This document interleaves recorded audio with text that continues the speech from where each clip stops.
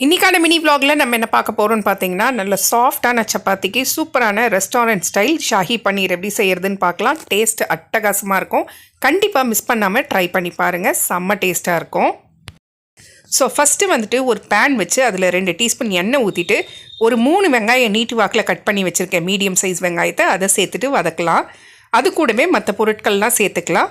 ஒரு ஏலக்காய் 2 கிராம்பு சேர்த்துட்டு திருப்பி கொஞ்சமாக வதக்க ஆரம்பிச்சுட்டு இது கூட ஒரு 10 பல் பூண்டு சேர்த்துக்கங்க. இது கூட ஒரு 10 பல் முந்திரி சேர்த்துக்கங்க.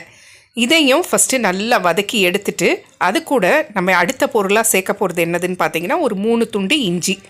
ஸோ இப்போ வெங்காயம், பூண்டு, இஞ்சி, முந்திரி இதெல்லாம் சேர்த்து நல்லா வதங்கிட்ட பிறகு தக்காளி வந்து ஒரு 2 தக்காளி நீட் வாக்கில் கட் பண்ணி வச்சுருக்கேன். அதையும் சேர்த்துக்கலாம்.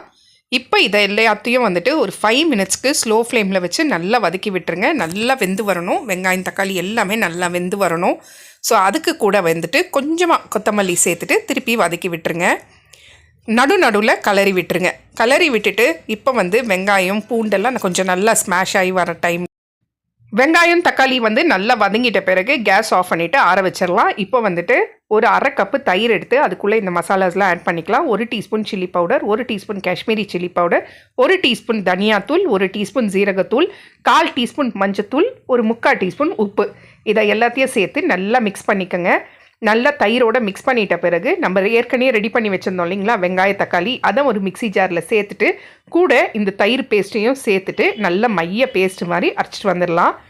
இப்போ அரைச்சிட்டு வந்த பிறகு இப்போ இதை என்ன பண்ண போகிறோம்னா வேறு பவுலில் இதை ட்ரான்ஸ்ஃபர் பண்ணி நல்லா வந்துட்டு வடிகட்டிக்கலாம். ஏன்னா அந்த திப்பியாக இருக்கக்கூடாது.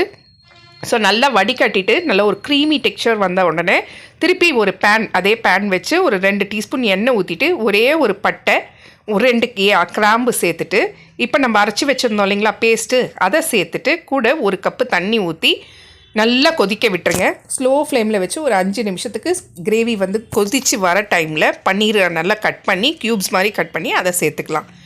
சேர்த்துட்டு இப்போ ஃப்ரெஷ் க்ரீம் வந்துட்டு சும்மா ஒரு டீஸ்பூன்லேருந்து ஒரு 2 டீஸ்பூன் சேர்த்துட்டு நல்லா கலந்து விட்டுட்டு தட்டு போட்டு மூடி பன்னீர் சேர்த்துருக்கோம். ஸோ தட்டு போட்டு மூடி ஒரு 10 நிமிஷத்துக்கு ஸ்லோ ஃப்ளேமில் வச்சு விட்டிங்கன்னா சூப்பரான ஷாஹி பன்னீர் ரெடி ஆகிடுச்சு. நல்ல எண்ணெய்லாம் பிரிஞ்சு பன்னீரெல்லாம் நல்லா சாஃப்டாக வெந்து சூப்பராக ரெடியாக இருக்கும். லாஸ்ட்டாக கொத்தமல்லி கொஞ்சம் போட்டு மிக்ஸ் பண்ணிக்கோங்க. அவ்வளோதான்.